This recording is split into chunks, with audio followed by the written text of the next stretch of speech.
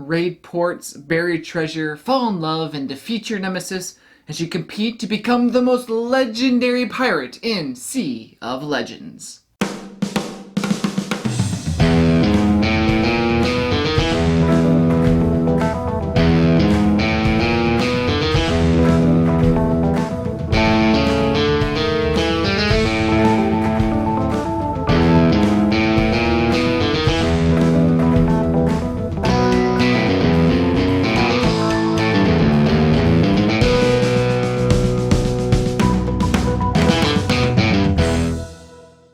Thank you for joining me today at Tantrum Studio D. I'm Kevin Delp. Sea of Legends is a 1 to 4 player narrative-driven open world type board game that plays in about 35 minutes per player.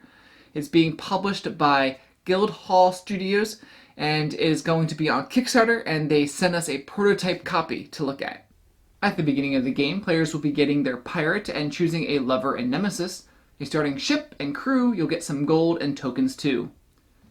You'll choose 2 non-player character factions. For the prototype, we had these undead soldiers and merfolk guardians. Also on the main game board, players each place a Spanish galleon on a sea region. These are more NPCs that are in every game. And there's also an app that we'll cover later in the video.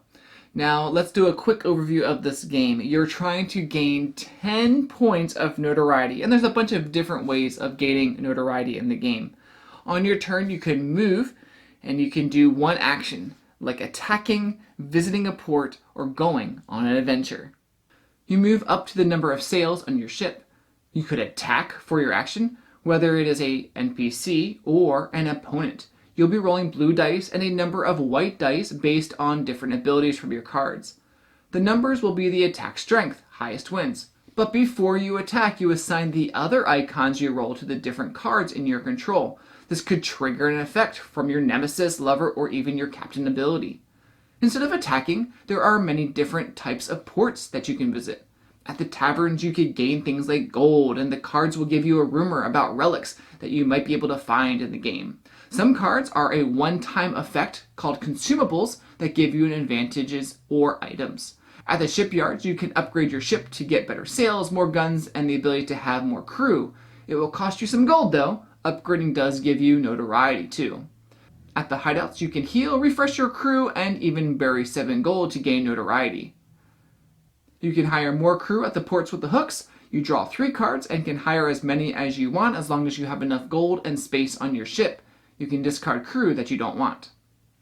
You'll be using your crew during many of the battles and adventures you go on. Adventures are a type of action that uses the app. You'll indicate which adventure as long as you are in the correct spot on the map, like a captain, lover, or nemesis adventure. The story will give you choices to make throughout your turn and will probably show you where to place one of your tokens so that you can continue the story later in the game.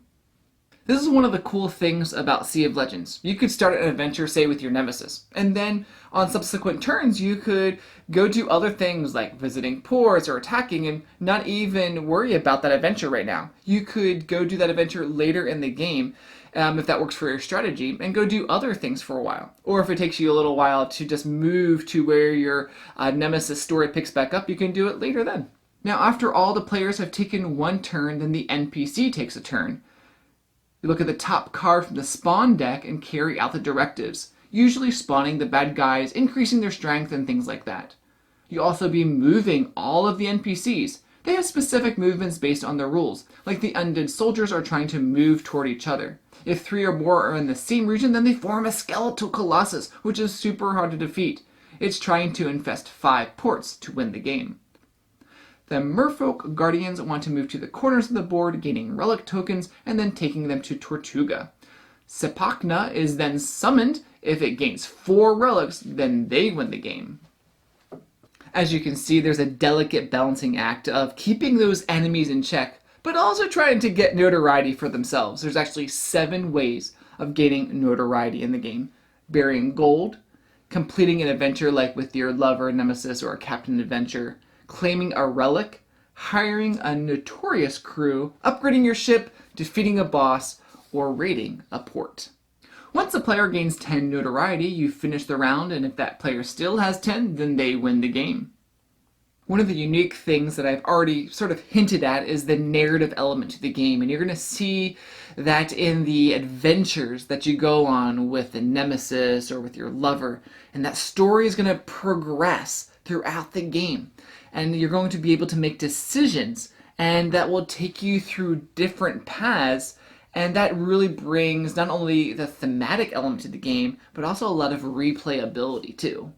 The characters have different levels too, unlocking new abilities to help you for the lover and the negative effects with the nemesis. These are all double-sided, so every game is different, not only with what captain you choose, but also the different lovers and nemesises. The captains have captain adventures too that they would be able to go on as well. All of these help you gain notoriety, which you're trying to achieve, and you get to decide what path you're going to take. That's where the open world concept comes in. It's up to you to decide how you will navigate the high seas. Are you going to visit ports? Are you going to go on adventures? Are you going to go battle? Other non-player characters that we'll see on the campaign will be the Aztec Reawakening, the British Empire, the Atlanteans, and more. One major item I wanted to highlight are the minis. I know this is just a prototype, but I love the design of the different captain miniatures. The Spanish galleons are cool, the undead pirates and merfolk are so intricate, and the skeletal colossus and Sepakna, they're pretty amazing. Look how big they are. This pirate theme is well integrated into many different aspects of the game, but really get to see it come alive in some of the cards. You have the Deadman's Chest, the Handy Hook, the Golden Spyglass, the Map of Secrets, the Enchanted Compass, a very fancy hat, and even a lucky peg leg. I personally like the design choice for the art and the illustrations. It's really fantastical. And it's easy to see the different regions on the board, and the graphic design is clear too. This game reminds me a little bit of the game Western Legends, which is all about gaining legendary points that's set in the Old West. But Sea of Legends is a completely different game. I mean, you have the non-player characters that are roaming the board and can even win the game. You have types of actions that are completely different. And you have that deep narrative element to the game as well. So if this sounds like something you would enjoy, then check out Sea of Legends from Guildhall Studios on Kickstarter. And as always, we would love for you to subscribe to Tantrum House and click that like button as well.